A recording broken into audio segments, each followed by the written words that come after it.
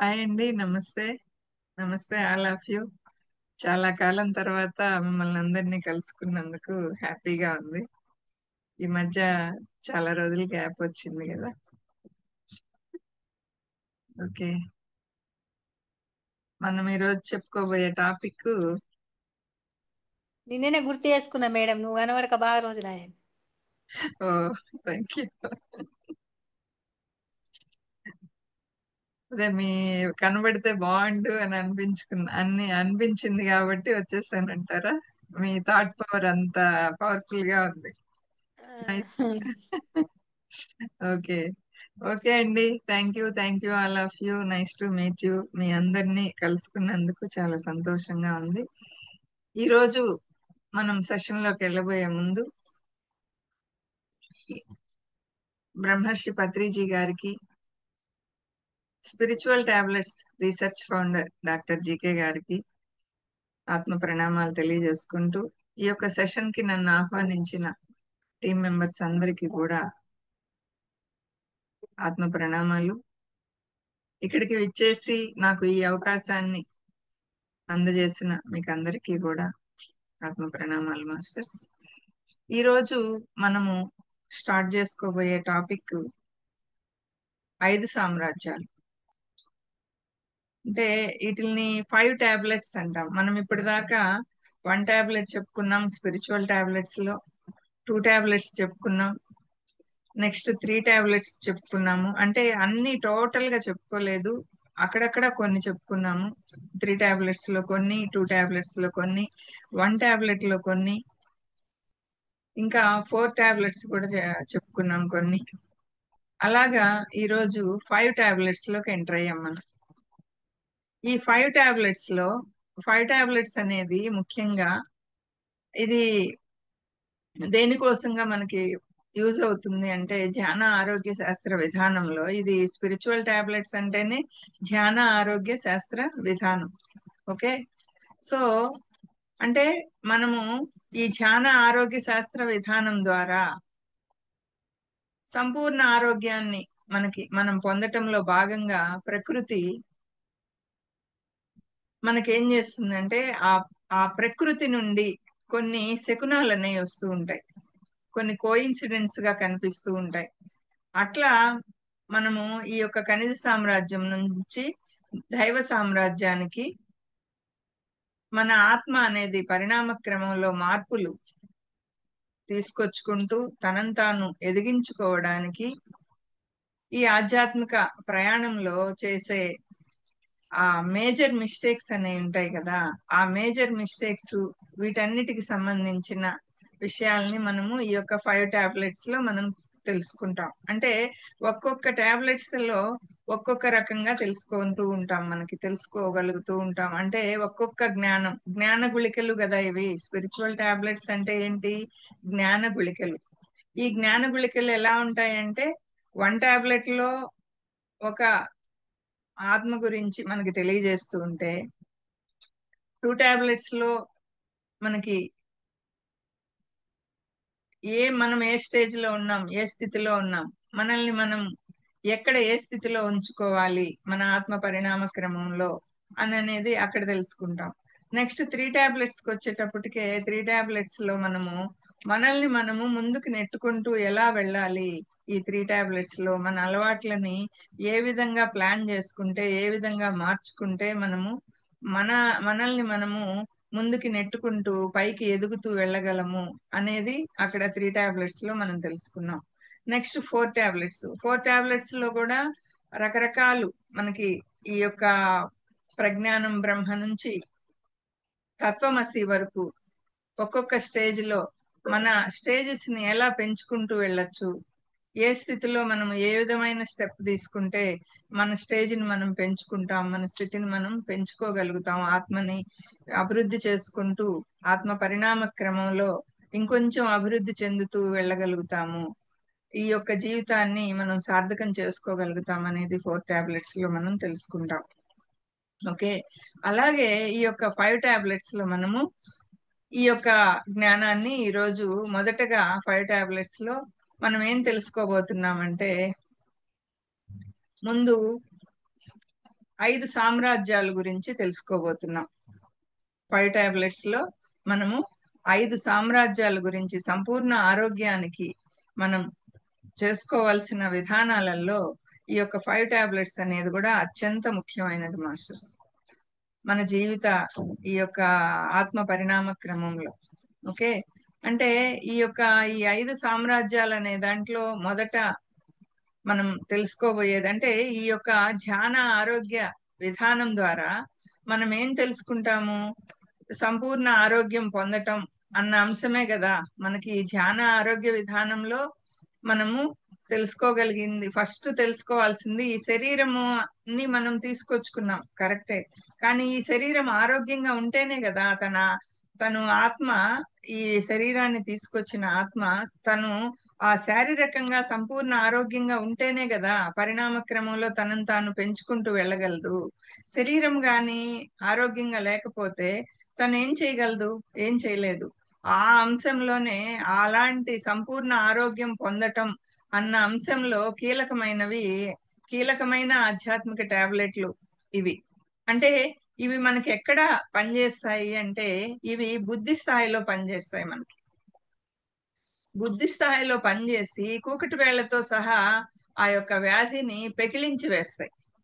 Okay, ఆ కూకటి వేళ్లతో సహా ఆ వ్యాధిని, మనలో ఉండే ఆ యొక్క శారీరక, మానసిక, బుద్ధిపరమైన, ఆత్మపరమైన ఎక్కడ ఏ బ్లాక్స్ ఉన్నాయో వాటిల్ని కూకటి వేళ్లతో కూడా పెకలించి వేసేదానికి ఉపయోగపడేవే మనకి ఈ యొక్క 5 టాబ్లెట్స్. ఎంతగానో దోహదపడతాయి అన్నమాట ఈ 5 టాబ్లెట్స్ అనేవి మనకి. దాంట్లో భాగంగానే మనము 5 టాబ్లెట్స్ అనేది వివరంగా మనం తెలుసుకోబోతున్నాం. ఈ 5 టాబ్లెట్స్ అనే ఒక అంశంలో మొట్టమొదట మనం తెలుసుకోబోయే అంశం ఏంటి అంటే 5 సామ్రాజ్యాలు. ఓకే, ఏంటి 5 సామ్రాజ్యాలు? ఏంటి ఈ 5 సామ్రాజ్యాలు అన్నప్పుడు అది ఏంటి అంటే ఖనిజ సామ్రాజ్యం. నెంబర్ 1 ఏంటి అంటే ఖనిజ సామ్రాజ్యం. నెంబర్ 2 వృక్ష సామ్రాజ్యం. నెంబర్ 3 జంతు సామ్రాజ్యం. నెంబర్ 4 మానవ సామ్రాజ్యం. నెంబర్ 5 దైవ సామ్రాజ్యం. ఓకే, అంటే ఇక్కడ ఆ యొక్క వీటి గురించి మనము వివరంగా తెలుసుకుందాం మాస్టర్స్. ఈ 5 సామ్రాజ్యాల గురించి మనం ఈరోజు వివరంగా తెలుసుకోబోతూ ఉన్నాం. ఫస్ట్ ఖనిజ సామ్రాజ్యం గురించి మనం చూసినప్పుడు, ఖనిజ సామ్రాజ్యం అంటే అది ఏంటి అంటే దేంతో కూడి ఉంటుంది ఖనిజ సామ్రాజ్యం అనేది? రాళ్ళు, మట్టి, అంటే రాయి రప్ప అంటారు చూడండి. అట్లాగా ఆ రాయి, రప్ప, మట్టి వీటితో కదా మొదలుకొని ఉంటుంది. ఇంకా దాంట్లో ఏమేమి ఉంటాయి? భూగర్భంలో లోపల కూడా రత్నాలు ఉంటాయి, వజ్రాలు ఉంటాయి, స్ఫటికాలు ఉంటాయి, ఎంతో ఖనిజ సంపద ఉంటుంది. ఆ ఖనిజ సామ్రాజ్యం అన్నప్పుడు భూగర్భంలోనికి లోపలికి వెళ్లే కొద్దీ, అంటే తవ్వే కొద్దీ ఆ లోపల ఖనిజాలన్నీ కూడా బయటపడుతూ ఉంటాయి అన్నమాట. ఆ ఖనిజ సామ్రాజ్యం ఏంటి? ఖనిజ సామ్రాజ్యం అని తెలుసుకోవాలి. అందుకే మనము ఈ యొక్క ఖనిజ సామ్రాజ్యం గురించి ఫస్ట్ తెలుసుకోవాలి. మనం ఖనిజ సామ్రాజ్యంలో ఫస్ట్ తెలుసుకోవాలి అంటే మనము ఈ ఖనిజ సామ్రాజ్యము నుంచి మనము ఎన్ని విషయాలు తెలుసుకోవచ్చు అంటే, నిజానికి అవి 5 రకాల సామ్రాజ్యాలకు సంబంధించిన పదార్థాలు అన్నమాట. ఈ ఖనిజ సామ్రాజ్యంలో మనం ఎన్ని రకాలుగా తెలుసుకోవచ్చు అంటే ఇవి 5 రకాల సామ్రాజ్యాలకు సంబంధించిన సామ్రాజ్యాలు. అంటే ఫస్ట్ 5 టాబ్లెట్స్. 5 టాబ్లెట్స్ అనే అంశంలో ఫస్ట్ మనం తెలుసుకుంటుండేది ఏంటి మాస్టర్స్? 5 రకాలు ఉన్నాయి 5 టాబ్లెట్స్. 5 టాబ్లెట్స్ ని మనం తెలుసుకోబోతున్నాం. 5 టాబ్లెట్స్ అన్నప్పుడు మీకు అంశాలు ఎలా ఉంటాయంటే ఒక్కొక్క విషయంలో 5 విషయాలుగా ఉంటాయి. 2 టాబ్లెట్స్ అనేటప్పటికి 2 విషయాలుగా ఉంటాయి, స్టాటిక్ అండ్ డైనమిక్ అని, ఆల్కహాలిక్, హాలిస్టిక్ అని ఇట్లా ఉంటాయి. అదే 3 టాబ్లెట్స్ అంటే ఎలా ఉంటాయి?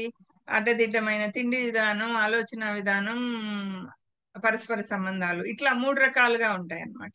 4 టాబ్లెట్స్ కి వచ్చేటప్పటికి 4 రకాలుగా మనకి విభజించి మనకి చెప్తారు ఆ జ్ఞాన గుళికలు అనేవి. ఇప్పుడు 5 టాబ్లెట్స్ అంటే 5 రకాలుగా వివరిస్తారు. మనకి ప్రతి అంశాన్ని కూడా 5 రకాలుగా వివరిస్తారు.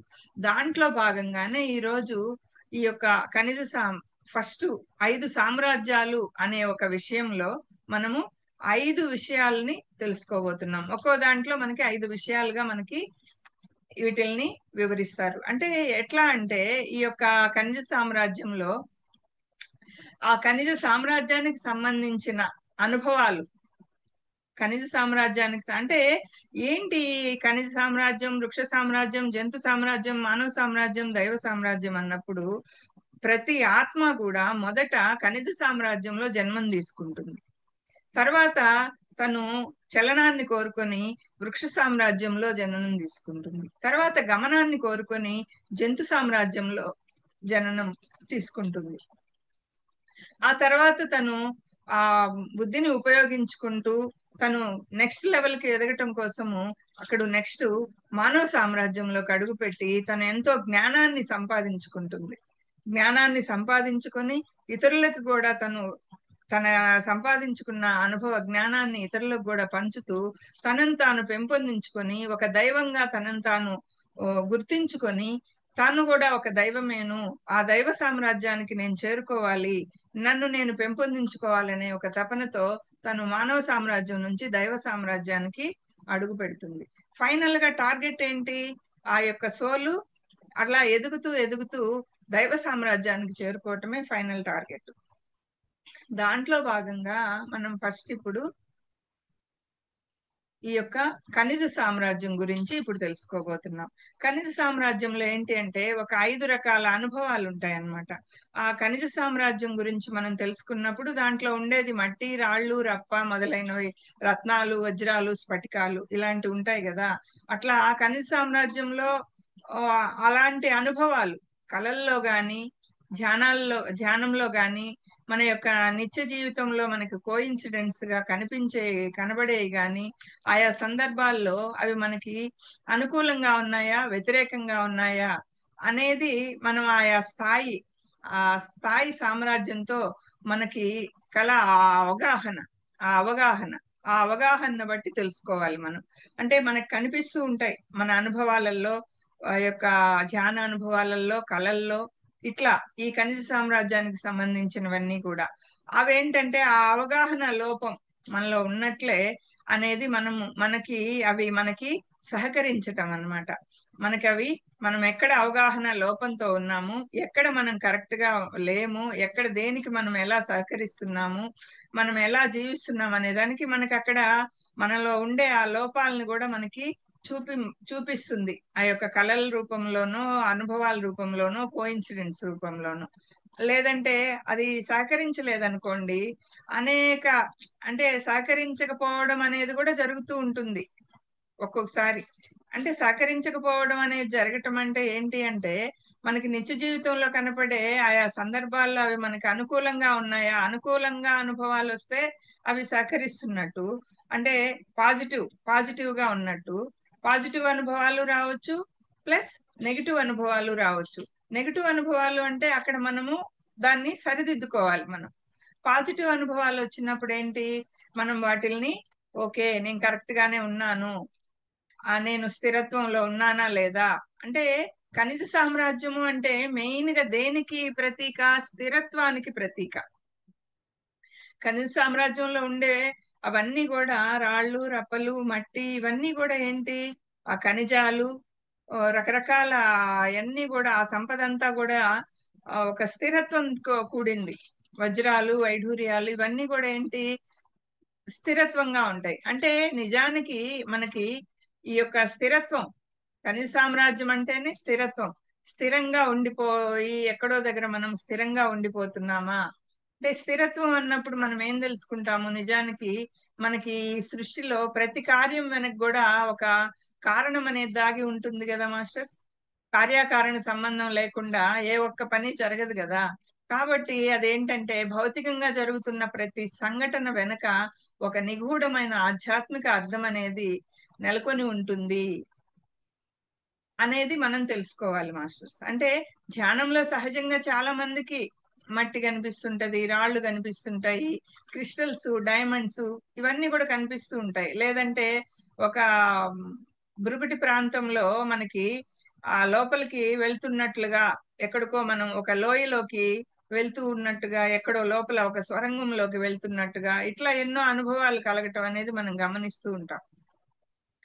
అట్లా దాంట్లో భాగంగా మనము మట్టి, రాళ్ళు, శిలలు ఇలాంటి అంటే ఖనిజ సంపదకి సంబంధించినవి. ఆ మట్టి, రాళ్ళు, శిలలు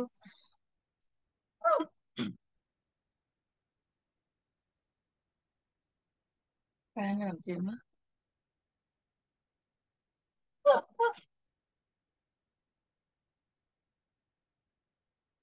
అవి కనిపించినప్పుడు మనకేమర్థం అవ్వాలి?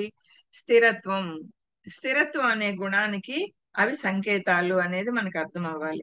అంటే అవి ప్రధానంగా మనం అది అవి కనిపించాయి అంటే మనం ఈ జ్ఞానం తెలుసుకున్నందువల్ల మనకి ఏ విధంగా ఈ జ్ఞానం ఉపయోగపడుతుంది, మనము ఈ జ్ఞానం తెలుసుకున్నందువల్ల ఈ జ్ఞానం మనకి ఏ విధంగా ఉపయోగపడుతుంది అంటే, ఇదిగో నాకు కళ్ళలో వజ్రాలు కనిపించాయి, వైడూర్యాలు కనిపించాయి, ఇదో మట్టి కనిపించింది, రాళ్ళు కనిపించాయి, ఈ విధంగా మనము ఇంకొకరిని అడగబడలేదు దీనికి అర్థం ఏంటి, దీని యొక్క మీనింగ్ ఏంటి అని మనం ఇంకొకరిని పోయి అడగాల్సిన అవసరం ఉండదన్నమాట. ఈ జ్ఞానాన్ని, ఈ 5 టాబ్లెట్స్ లో జ్ఞానాన్ని మనం అందుకున్నప్పుడు మనకు వచ్చే అనుభవాలు, కళలు ఇవన్నీ కూడా మనం ఎక్కడున్నామో మనకి చూపిస్తాయి, మనకే అర్థమైపోతుంది.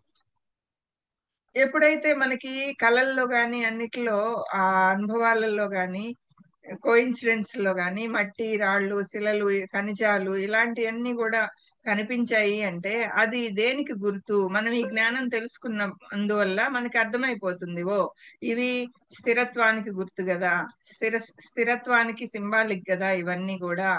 సో ఇదేంటి, ఖనిజ సామ్రాజ్యం. ఖనిజ సామ్రాజ్యానికి గుర్తు అంటే ఖనిజము అంటే అది స్థిరత్వము. అంటే ఇక్కడ నేను స్థిరత్వపు గుణాన్ని నేను నేర్చుకోవాలి. అర్థమైందా మాస్టర్స్?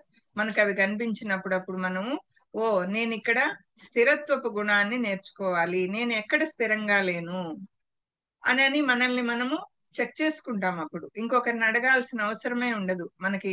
అలాంటివి కనిపించినప్పుడు ఈ జ్ఞానం అందుకున్న తర్వాత అయితే మనకి ఇంకొకరిని అడగాల్సిన అవసరమే ఉండదు, మనకే అర్థమైపోతుంది.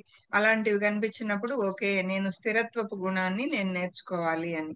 నెక్స్ట్ మట్టి, మట్టి తినటం అలాంటివి కనిపిస్తాయి కొందరికి, అనుభవాలు వచ్చినాయి అనుకోండి.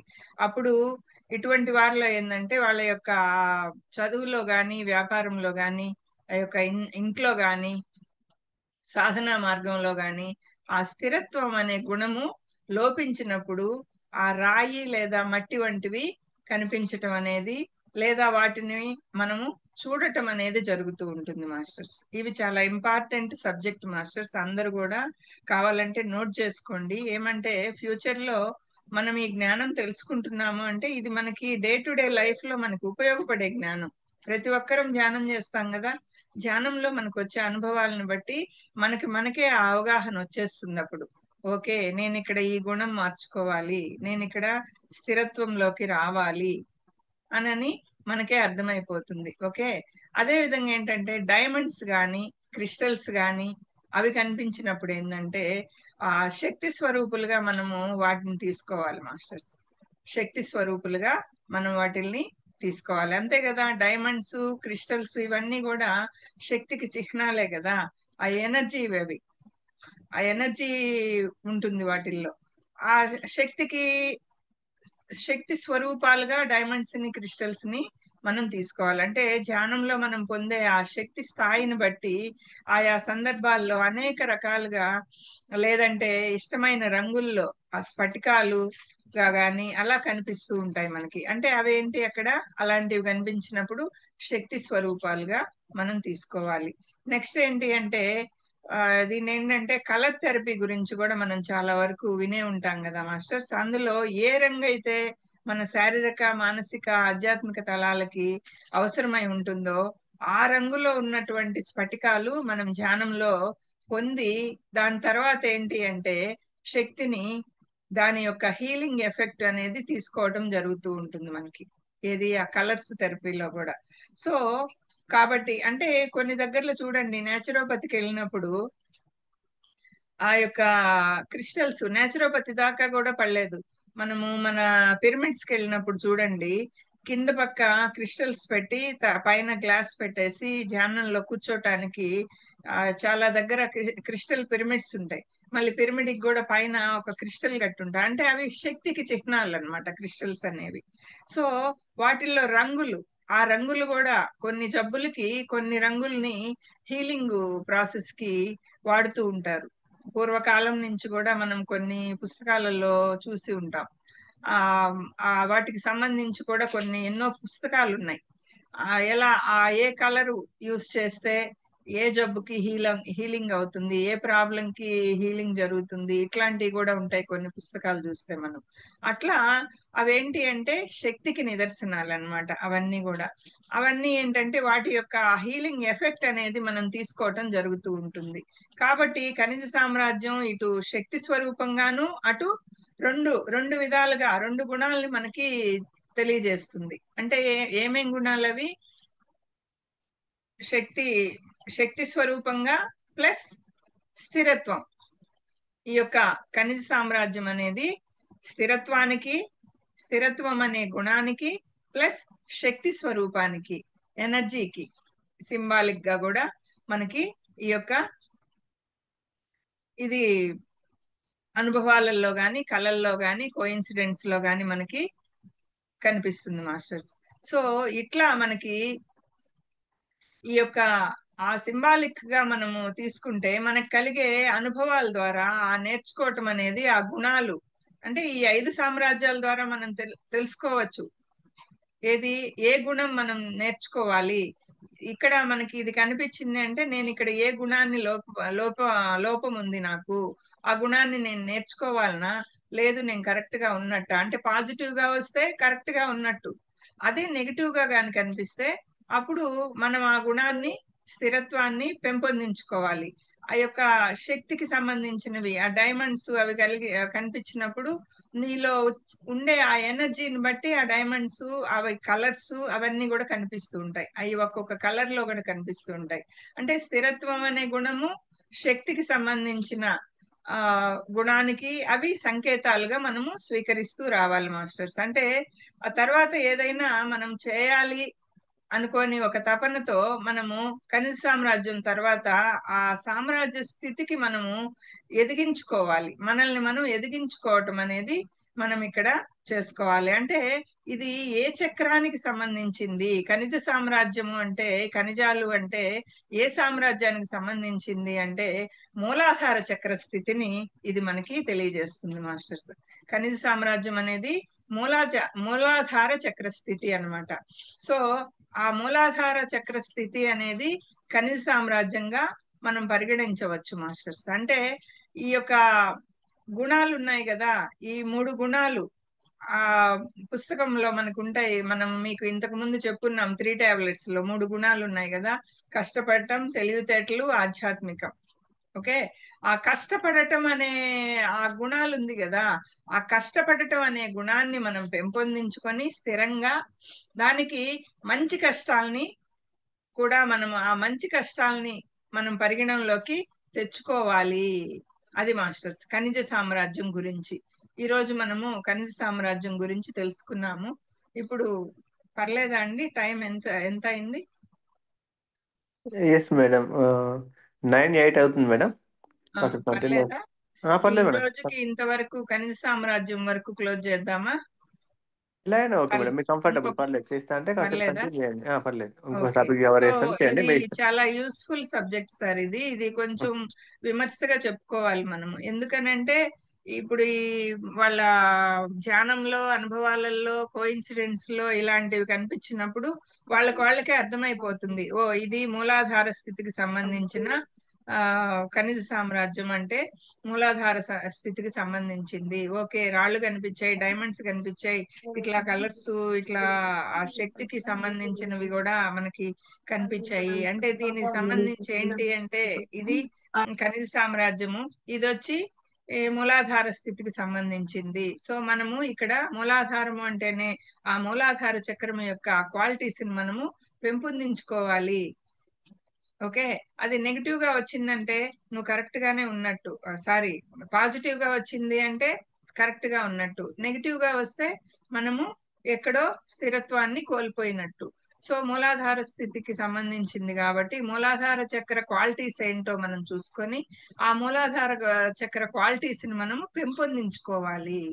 అది మాస్టర్స్ ఆ అవగాహన వస్తుంది అనమాట ఈ యొక్క ఖనిజ సామ్రాజ్యంలో మనకి. నెక్స్ట్ ఏంటి అంటే వృక్ష సామ్రాజ్యం. వృక్ష సామ్రాజ్యం అనేది ఏంటి అంటే వృక్ష సామ్రాజ్యము అంటే ఇది ఒక సజీవం, లైవ్. వృక్షము అంటేనే జీవంతో ఉండేది కదా. ఆ యొక్క సజీవమైనది అంటే లైవ్ ట్రీస్ ఉంటాయి కదా. ఆ లైవ్ ట్రీస్ దీంట్లో 2 రకాలుగా ఉంటాయి అన్నమాట. లైవ్ ట్రీస్, నిర్జీవమైనవి అంటే డెడ్ ట్రీస్. ఎండు కట్టెలు ఉంటాయి కదా, అవి ఎండిపోయినవి లేదు కొట్టేసినవి అట్లా ఉంటుందన్నమాట. ఇట్లా 2 రకాలుగా ఉంటుంది వృక్ష సామ్రాజ్యంలో. 2 రకాలు అవేంటి అంటే లైవ్ ట్రీస్ అంటే జీవించి ఉండేవి, జీవంతో ఉండేవి. నిర్జీవమైనవి అంటే డెడ్ ట్రీస్. ఇట్లా 2 రకాలు అన్నమాట వృక్ష సామ్రాజ్యంలో. ఓకే, ఖనిజ సామ్రాజ్యంలో 5 రకాలు. ఓకే, ఇక్కడ వృక్ష సామ్రాజ్యానికి వచ్చేటప్పటికే 2 రకాలు అన్నమాట ఇవి. అవేంటంటే గడ్డిపోచుతో మొదలుకొని అది మర్రి చెట్టు, మామిడి చెట్టు అలాంటి చెట్లైనా సరే అవి పచ్చదనంతో కూడుకొని ఆ ప్రకృతిని ప్రారంభ శక్తికి సంకేతంగా మనం గ్రహించాలి. అంటే ఇప్పుడు ఆ పచ్చదనం, గ్రీనిష్ అనేది దేనికి సంకేతం? పచ్చదనం అనేది ఆ యొక్క జీవత్వానికి, ఒక నిర్జీవి తత్వానికి కాకుండా లైవ్ కి, మనకి ప్రకృతిలో అది దేనికి ప్రారంభ శక్తి? ప్రకృతిలో ప్రారంభ శక్తి ఏది? ప్రారంభ శక్తికి సంకేతం అన్నమాట. ఏంటి? చెట్లు, ఆ యొక్క పచ్చదనంతో కూడిన, అది గడ్డిపోచ అయినా సరే, గడ్డిపోచ దగ్గర నుంచి మర్రి చెట్లు దాకా, మామిడి చెట్లు దాకా అంత పెద్ద పెద్ద అయినా సరే ఏ అయినా కూడా వృక్ష సామ్రాజ్యం కిందకే వస్తాయి. ఇక్కడ ఇవన్నీ కూడా మనం ఎందుకు పాయింట్ అవుట్ చేసుకుంటున్నామంటే గడ్డి దగ్గర నుంచి ఏదైనా కూడా ఆ పచ్చదనం అనేది వృక్ష సామ్రాజ్యం కిందకి వస్తుంది అని అన్నమాట అర్థం. అంటే ఆ ప్రారంభ శక్తిగా మనము దానికి సంకేతంగా మనం తీసుకోవాలి. అంటే చెట్టు అన్నది మనకి ఏం చేస్తుంది? అది చెట్టు అన్నది త్యాగానికి ప్రతీక. ఓకే, త్యాగానికి ప్రతీక చెట్టు అన్నది. అంటే త్యాగ గుణానికి ప్రతీక చెట్లు అనేది. ఆ పచ్చని చెట్లు అనేవి కానీ, ఎండు కట్టెలు కానీ, అవన్నీ కూడా కొన్ని మనం ఇప్పుడు ఈ ఎర్రచందనం అని, చందనం చెట్లని, ఇలాంటివన్నీ రకరకాలు ఉన్నాయి కదా. అవి ఎంత లక్షలు పలుకుతాయి కదా. వాటిని కొట్టేసినా కూడా లక్షలు పలుకుతాయి. అంటే ఎంతో విలువైనవి అవి. అంటే చెట్టు అనేది అటు పచ్చదనంతో ఉన్నప్పుడు అటు నీడనిస్తుంది, ఫలాలను ఇస్తుంది, పూలునిస్తుంది, దాని నుంచి ఔషధ గుణాలను ఇస్తుంది మనకి. ఓకే, దానికి మనం ఏమి ఇచ్చేది ఉండదు. అది నువ్వు నాకేమి ఇచ్చావు అని అడగదు అది. మీకు ఒక ఎగ్జాంపుల్ గా తీసుకుంటే, మనం దారిని పోతున్నాము, ఒక జామ చెట్టే కనిపించింది, లేదు మామిడి చెట్టే కనిపించింది. అప్పుడు ఆ జామ చెట్టు గాని మామిడి చెట్టు గాని కిందకి పళ్ళు ఉన్నాయి మనకి అందే సైజులో. అప్పుడు మనం పోయి కోసుకుంటాము ఆ పండ్లని. కోసుకున్నప్పుడు ఆ చెట్టు నేను ఇవ్వను అని వెనక్కిపోదు, అది ఇస్తుంది. నువ్వు నాకు నీరు పోసావా, నన్ను చాకావా, నాకు ఎరువేసావా, నీరు పోసావా, నువ్వు ఎట్లా నన్ను కోసుకుంటావు నా పండుని, ఇది నా పండు అని అందు. అది అంటే అక్కడ చెట్టు అనేది, వృక్ష సామ్రాజ్యం అనేది ఆ యొక్క త్యాగ గుణానికి ప్రతీక. అది మాస్టర్స్. సో ఆ పచ్చదనం అనేది ప్రారంభ శక్తికి ప్రతీక. సో అట్లా అక్కడ ఆ యొక్క త్యాగ గుణానికి ప్రతీకగా మనము చెట్టుని తీసుకోవాలి. అదే చెట్టు మళ్ళీ కొట్టేసి దాన్ని ఏం చేస్తాము? సోఫాలు గానో, కుర్చీలు గానో, కొన్ని లక్షల విలువ కూడా చేస్తుంది కదా. కొన్ని సుగంధ ద్రవ్యాలతో సంబంధించిన ఆ చెట్లన్నీ కూడా, ఎర్రచందనము ఇలాంటివన్నీ కూడా అట్లా అది దాని విలువ ఎంతో ఉంటుంది. అది కొట్టేసిన డబ్బే, బతికి ఉన్న డబ్బే. అంటే దానికి అది ఉపయోగపడట్లేదు, అది ఇతరులకు ఉపయోగపడుతుంది. అందుకే వృక్ష సామ్రాజ్యం అనేది మనకి కనిపించినప్పుడు తను ఏం చేస్తుంది? తనంతాను రకరకాలుగా సమాజానికి ఉపయోగపడుతూ ఉంది. వృక్ష సామ్రాజ్యం ఏం చేస్తుంది? గడ్డి దగ్గర నుంచి పెద్ద మర్రి చెట్టు, మామిడి చెట్టు దాకా కూడా ఏం చేస్తుంది? మనం ఏం నేర్చుకోవాలి వృక్ష సామ్రాజ్యం నుంచి? ఆ యొక్క త్యాగ నిరతి, త్యాగ గుణం. ఇక్కడ ఖని సామ్రాజ్యానికి వచ్చేటప్పటికే శక్తికి ప్రతీక ప్లస్ ఆ యొక్క స్థిరత్వానికి ప్రతీక. ఓకే, ఇక్కడ వృక్ష సామ్రాజ్యానికి వచ్చేటప్పటికే త్యాగ గుణానికి ప్రతీక. ఆ త్యాగ గుణము, ఆ లక్షణం దాంట్లో అంటే మనకి ఏది కనిపిస్తే దాని యొక్క లక్షణాన్ని మనం పట్టుకోవాలి, ఆ గుణాన్ని పట్టుకోవాలి మనం.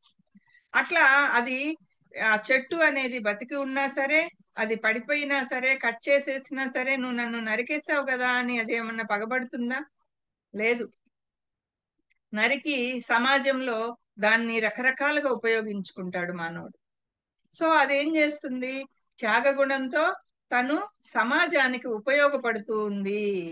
అది అక్కడ మనకి త్యాగగుణం లోపించింది అంటే అన్ని రకాలుగా అది ఉపయోగపడుతుంది, ఎన్నో రకాలుగా ఉపయోగపడుతుంది కదా. చెట్టుకు తెలిసిన పని ఏంటి? ఓన్లీ ఉపయోగపడటం, ఉపయోగపడటం, ఉపయోగపడటమే. చెట్టుకు తెలిసిన పని ఏంటి? దానికి తెలిసింది ఒకే ఒక్కటి, యూజ్ అవ్వటం. తను ఈ భూమి మీదకి వచ్చింది సమాజానికి ఉపయోగపడుతూనే ఉంటుంది అది. ఓకే, అట్లా తనకి తెలిసిన పని ఏంటి అంటే ఓన్లీ ఉపయోగపడటం, ఆకులు ఇవ్వటం, ఔషధాలు ఇవ్వటం, పూలు ఇవ్వటం. ఓకే, ఎన్నో ఔషధాలు ఇస్తుంది, ఎన్నో ఫలాలు ఇస్తుంది, కాయలు ఇస్తుంది, ఇంకా రకరకాలు ప్రయోజనాలు కదా. అది అందించే ప్రయోజనాలు ఒకటా రెండా మనం చెప్పగలమా? వృక్షాల నుంచి, గడ్డి దగ్గర నుంచి పెద్ద పెద్ద వృక్షాల దాకా కూడా ఎన్నో జీవరాశులకి అది ఒక గూడుగా కూడా ఉంటుంది, రకరకాలుగా ఉపయోగపడుతుంది. అంటే దాని గుణం ఏంటి? ఆ చెట్టు నుంచి మనం నేర్చుకోవాలి. దాని గుణం ఏముంది? ఉపయోగపడే గుణము. ఆ గుణాన్ని మనము నేర్చుకోవాలి, త్యాగము.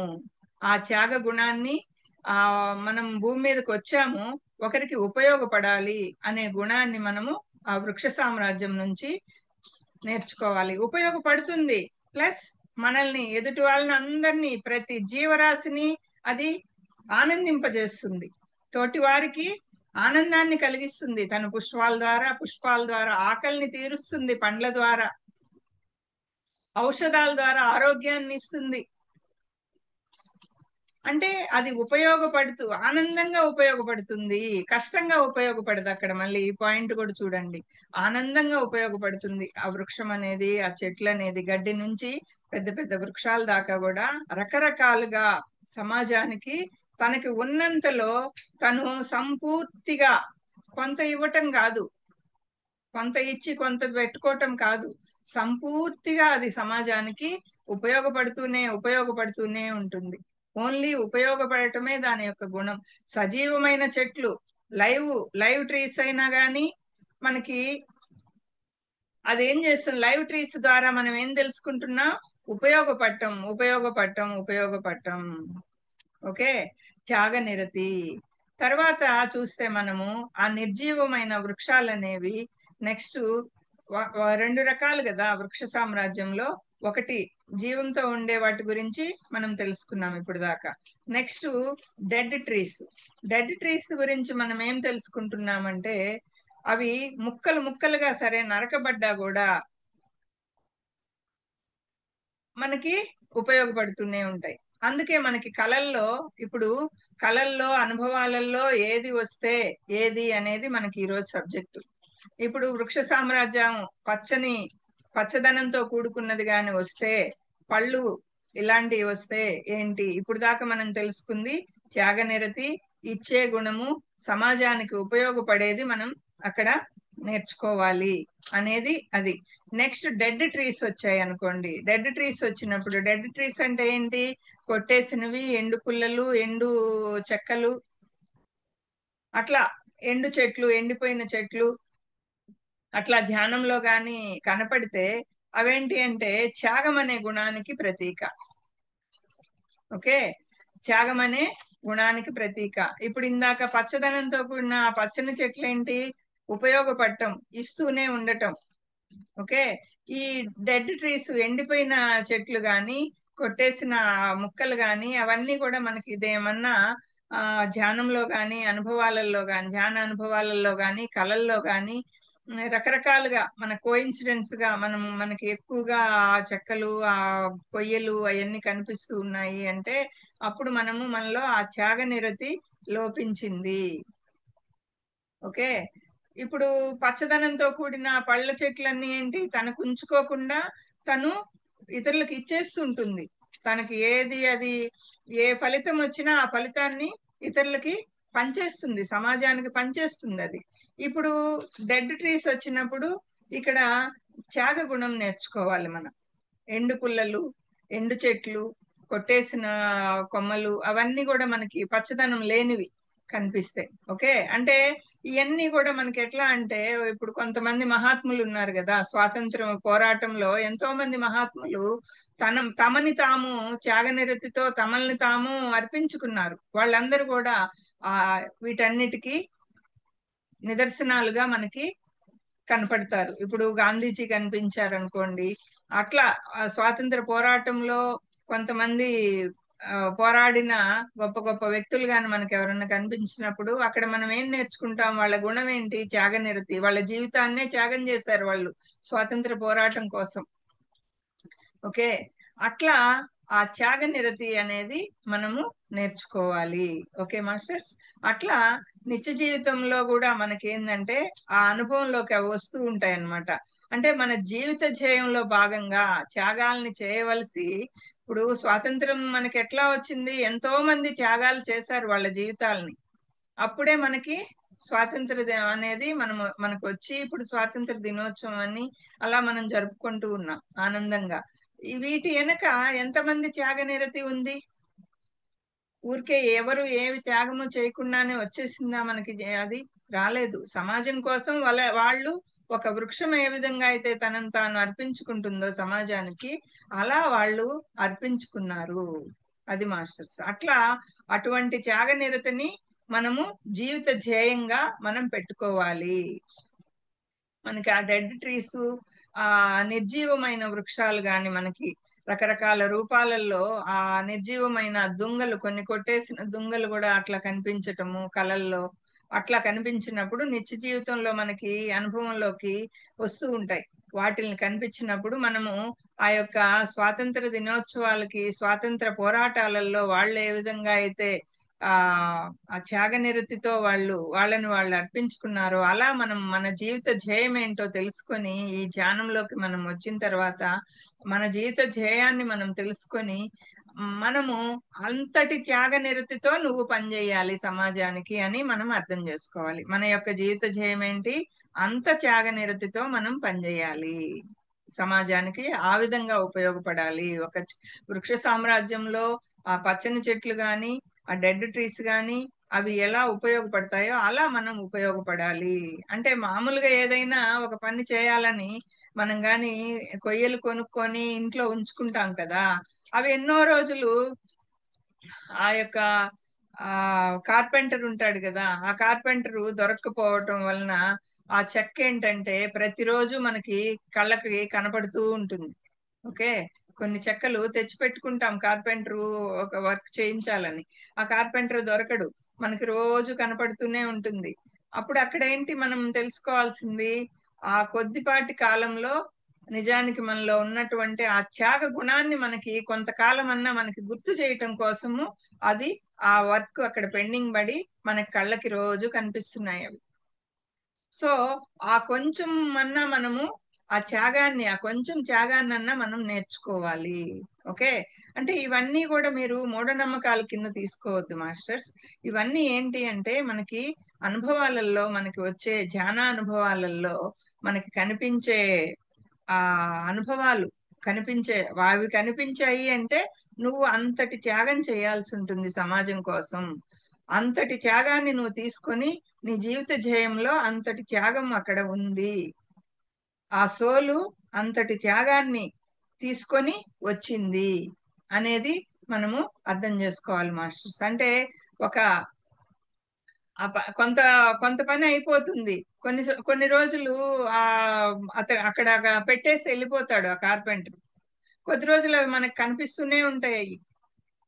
అలాంటప్పుడు మనం ఆలోచించాలన్నమాట, ఓకే నేను త్యాగ గుణాన్ని నేను ఇంకొంచెం పెంచుకోవాలి. ఈ నిర్జీవమైన ఆ యొక్క పొయ్యి, ఆ యొక్క వుడ్డు మనకి కనిపిస్తూ ఉంది అంటే దాన్ని మనము అర్థం చేసుకోవాలంటే ఇంట్లో మనము తలుపులు చేసుకోవటం గాని, మనము సుఖంగా మంచం తయారు చేసుకొని ఒక మంచం మీద పడుకుంటున్నాము అంటే అక్కడ ఏముంది? ఆ చెట్టు యొక్క త్యాగ గుణమే కదా ఉంది. అది కొట్టేసినా కూడా అది మనకి ఉపయోగపడుతుంది. ఎన్నో మంచాలు గాని ప్రతిదీ మనం వుడ్డు అనేది అంటే ఎన్ని ఉపయోగాలు అనేది మనం చెప్పలేం. మనకి ఆనందాన్ని ఇస్తుంది. కొన్ని అయితే అందమైన ఒక పాట్స్ లాగా తయారు చేసి వాటికి కార్వింగ్ వర్క్ చేసి అది మనకి కళ్ళకి ఏమి ఇస్తుంది? ఆనందాన్ని ఇస్తుంది. వాటిల్ని కలర్ఫుల్ గా తయారు చేసి, అంటే మనం ఏం చేయాలి ఇక్కడ? మనము ఆ మన ఆనందాన్ని పక్కన పెట్టి ఇతరుల ఆనందం కోసం, సమాజం యొక్క ఆనందం కోసం ఆ ధర్మాన్ని మనం నెరవేర్చటం ద్వారా అప్పుడు మనం ఆనందాన్ని పొందుతాం. ఓకే, మనము ఎప్పుడైతే ఆ త్యాగ నిరతిని అన్కండిషనల్ లవ్ తో మనము ఉపయోగపడుతూ ఉంటామో సమాజానికి, అప్పుడు సమాజం ద్వారా మనం ఏం చేస్తాము? అప్పుడు ఆనందాన్ని పొందుతాం. అది ఆనందంగా కదా మనకి ఉపయోగపడుతూ వస్తూ ఉంది. అది ఏడుస్తూ ఉపయోగపడట్లేదు మనకి. వృక్షాలు ఏమన్నా ఏడుస్తున్నాయా? లేదు, అది ఆనందంగా ఉపయోగపడుతుంది మనకి. అంటే మనకి అట్లా కళల్లో గాని నిర్జీవమైన వృక్షాలు పదే పదే మనకి కనిపిస్తూ మనకి గుర్తు చేస్తూ ఉన్నాయనుకోండి, అప్పుడు మనము ఓకే నేను ఈ త్యాగ నిరతిని నేను నేను పెంపొందించుకోవాలి అనేది మనము కంపల్సరీగా మనము మైండ్ లోకి ఎక్కించుకొని ఆ త్యాగ నిరతిని మనము అలవర్చుకోవాలి. సమాజానికి నేను మాక్సిమం నేను ఎంత ఉపయోగపడగలనో అంత ఉపయోగపడాలి అనే ఒక అది ఆ సమాజానికి నువ్వు ఉపయోగపడుతూ ఉన్నావు అంటే నీకు ఆనందం ఆటోమేటిక్ గా వస్తుంది. అప్పుడు అదే ఇష్టం లేకుండా ఉపయోగపడుతున్నాం అనుకోండి, ఎందబ్బాయి చాలా కష్టంగా అనిపిస్తుంది. ఇప్పుడు ఆ పత్రిజీ గారిని తీసుకోండి. ఆ బ్రహ్మర్షి పత్రిజీ గారు, ఆయన బ్రహ్మర్షిగా ఎలా అయ్యాడు? ఆయన అంత త్యాగ నిరతితో తన సంసారాన్ని కూడా ఆయన పట్టించుకోలేదు. ఆయన జీవిత ధ్యేయం మీద ఆయన కాన్సన్ట్రేట్ చేశారు. ఆ వృక్షాలు ఏ విధంగా అయితే సమాజానికి ఉపయోగపడతాయో, ఆయన సమాజానికి ఉపయోగపడి ఒక్కడిగా వచ్చి ఉపయోగపడి ఆయన ఇంత పెద్ద ప్రపంచాన్ని నిర్మించేసి వెళ్ళారు. ఆయన పిఎస్ఎస్ఎం అనే ఇంత పెద్ద ప్రపంచాన్ని. అది మాస్టర్స్ మన యొక్క జీవిత ధ్యేయం కోసం మనం అంతా త్యాగ నిరతితో మనం పనిచేయాలి అనేది మనకి తెలియజేస్తుంది ఆ యొక్క వృక్ష సామ్రాజ్యం. ఓకే, వృక్ష సామ్రాజ్యంలో 2 రకాలు, నిర్జీవమైనవి కనిపించాయా, లేదు జీవంతో ఉన్నవి కనిపించాయా, అదనమాట. ఓకే, ఆ కనిపించిన దాన్ని బట్టి, ఆ పచ్చదనాన్ని బట్టి, ఆ ఎండు పుల్లల్ని బట్టి మనము ఆ యొక్క మన జీవిత ధ్యేయానికి మనం ఎంత జీవిత ధ్యేయం తీసుకొచ్చుకున్నామో మనకి దాంట్లో అర్థమైపోతుంది. Okay okay masters. నెక్స్ట్ జంతు సామ్రాజ్యం. సరే, ఈరోజు ఈ రెండిటి వరకు క్లోజ్ చేద్దామా? అంటే 40 minutes అయినట్లుంది చూడండి. ఓకే, నెక్స్ట్ క్లాస్ కి మళ్ళీ ఇంకొక 2 చెప్పుకుందామా? నెక్స్ట్ క్లాస్ కి 3 ఓకే కంప్లీట్ మేడం, చేద్దాం. 5 టోటల్. ఈ రోజు మనము ఖనిజ సామ్రాజ్యం, అంటే ఇది ఎపిసోడ్స్ లాగా రావాలి సార్. ఇది ఎపిసోడ్ 1 పెట్టుకోండి, 5 టాబ్లెట్స్ అని హెడ్డింగ్ పెట్టుకొని ఎపిసోడ్ 1 అని పెట్టుకోండి. 5 టాబ్లెట్స్, దాంట్లో ఖనిజ సామ్రాజ్యము, వృక్ష సామ్రాజ్యం 2 అన్నమాట ఎపిసోడ్ 1 లో. నెక్స్ట్ క్లాస్ కి మనము ఓకే మాస్టర్స్, ఇంతవరకు మనము ఖనిజ సామ్రాజ్యం, వృక్ష సామ్రాజ్యం 2 సామ్రాజ్యాల గురించి తెలుసుకున్నాం మనము ఈ యొక్క 5 టాబ్లెట్స్ లో. ఫస్ట్ విషయం ఇది, దాంట్లో మనం 2 తెలుసుకున్నాము. నెక్స్ట్ క్లాస్ లో మనము మిగతా 3 కూడా క్షుణ్ణంగా తెలుసుకుందాం మాస్టర్స్. ఇవి మన నిత్య జీవితంలో మనకి ప్రతి ఒక్కరికి కూడా, ప్రతి ధ్యానికి కూడా ఉపయోగపడే సబ్జెక్ట్ మాస్టర్స్ ఈ 5 టాబ్లెట్స్. అది మాస్టర్స్, మనం ఇంకొకరిని పోయి అడగాల్సిన అవసరం ఉండదు. మనకి వచ్చే అనుభవాలన్నీ కూడా మనకు అర్థమైపోతూ ఉంటాయి. అప్పుడు అర్థమయ్యి అప్పుడు మనం ఎక్కడ తప్పు చేస్తున్నామో, మనం ఏ గుణాలను పెంపొందించుకోవాలో అది మనకి మనమే తెలుసుకొని పెంపొందించుకుంటూ వెళ్ళగలుగుతాం మన జీవన ప్రయాణంలో. ఓకే, అది masters. Thank you to all.